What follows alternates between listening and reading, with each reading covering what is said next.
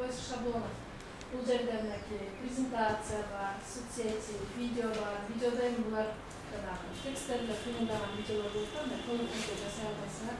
Печать бул жанагы брошюра, объявление, ошол жакта бар да, маркетинг, логотипы, плакаты, флайеры, визитные карточки, панели для блогов, ушул жакта офис, резюмеңерди жасасаңар болот. Документы, отчеттор, планировщики, письма, фирменные бланки, өзүңөргө жанагы брендинг план жасаңар, ушул жерде жасаса болот. Анан тышкары еще полтора инфографика, аябай маанилүү.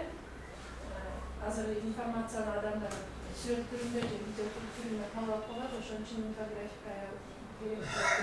Жок, фотоколлаждыклар жасаңар болот. Анда диаграммалар, китеп чыгара турган болсо, китептердин